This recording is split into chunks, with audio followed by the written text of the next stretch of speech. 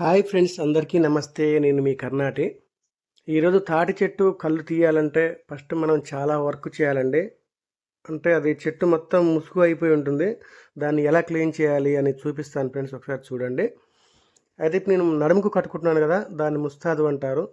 ఆ ముస్తాదు దేంతో చేస్తారు అంటే, ఇంతకుముందు అయితే తోలుతో, ఆవు తోలు కానీ బర్రె తోలు కానీ అలా చేసేవారండి.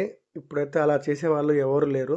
అంత ఓల్డ్ మ్యాన్స్ మొత్తము కనుమరుగైపోయారు కాబట్టి ఇప్పుడు వాళ్ళకి ఎవరికి తెలియదు. 90% ఉన్నారు, ఎక్కడొకరు చేస్తున్నారు. కానీ అందులో అది కూడా ఇప్పుడు ప్రాబ్లం ఏంటంటే, మనము వర్షానికి కానీ లేదంటే తడిసినప్పుడు కుక్కలు కానీ ఈడ్చుకోవడం జరుగుతుంది అలా తోలి ఉంటే.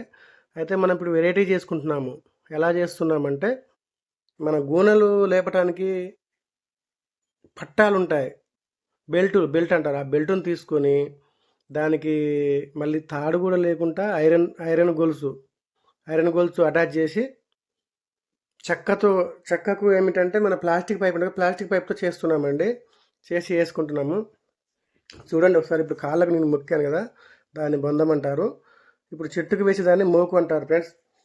మోకు కూడా ఇంతకుముందు మన తాడి చెట్టు మట్టలకి సైడ్కు గరి అని ఉండేది, అది కోచుకుంటుంది, దాన్ని తీసేసేవారు. ఇప్పుడైతే అలాంటి ఇబ్బంది ఏం లేదు. ఎందుకు అంటే మన వైరు దొరుకుతుంది, 300-400 పెడితే వైర్ బిండలు దొరుకుతుంది. ఆ బిండాలు తీసుకెళ్ళి ఇప్పుడే మనమే వేసుకుంటున్నాము. చూడండి ఫ్రెండ్స్, వెనకాల కత్తులు అన్నట్టు అవి అంటే ముస్తాదులు ఉన్నాయి చూసిన చెట్లు కోయటానికి, అవి చాలా షార్ప్గా ఉంటాయి ఫ్రెండ్స్.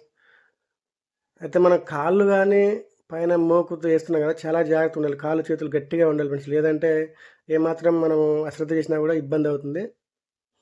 ఈ చెట్టుని పోతు చెట్టు అంటారు ఫ్రెండ్స్. పోతు చెట్టు అంటే కంకులు వస్తున్నాయి ఆ చెట్టుకి.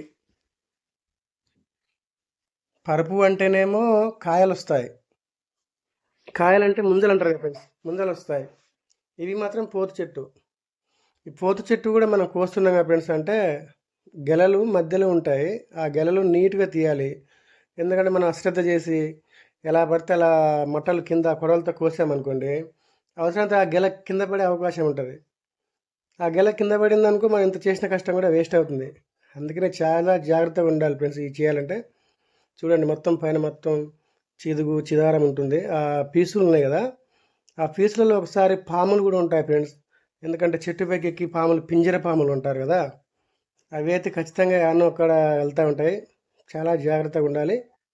ఒకసారి నేను చెట్టు కోసేటప్పుడు మాత్రం అలాగే కోస్తూ ఉంటే వచ్చి నా కాలు మీద పడింది పింజర పాము సడన్గా. ఎందుకంటే అప్పుడు చాలా భయం వేసింది. అందుకని చాలా జాగ్రత్తగా ఉండాలండి.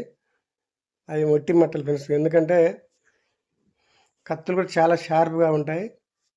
ఈ గెల మనము అంతా మొత్తం నీట్గా తీసినాక గెలల వరకు బయటకు వస్తాయి, ఈ మట్టలు మొత్తం వెళ్తాయి. ఆ గెలలు మొత్తం ఇప్పుడు పైన నా రైట్ సైడ్లో కనిపిస్తుంది కదా గెల, అది ముదిరిపోయింది ఫ్రెండ్స్ వాస్తవానికి. అంటే కొంచెం లేట్ అయిపోయింది. ఇప్పటికీ నేను తీసేవాడిని కాదు, కానీ మా తమ్ముడు ఉండి అన్న నాకు కొంచెము కాలు నొప్పి అయింది అంటే వచ్చినాను ఫ్రెండ్స్. నేను కూడా చెట్లకి ఒక 10 years అవుతుంది. ఒకసారి ట్రై చేద్దామని. నాకు కూడా ఆ హ్యాపీనెస్ వేరే అండి. మనం ఇలా చెట్లు కోస్తూ ఆ పొలాల్లో తిరుగుతూ కళ్ళు గీస్తుంటే అలా హ్యాపీనెస్, అది చాలా అంటే చాలా తృప్తినిస్తుంది. ఒకసారి ట్రై చేద్దామని వచ్చాను ఫ్రెండ్స్. చాలా అంటే చాలా కష్టం ఉంటుంది ఫ్రెండ్స్. తాడి చెట్లు ఎక్కడం అంత ఆషామాషి కాదు.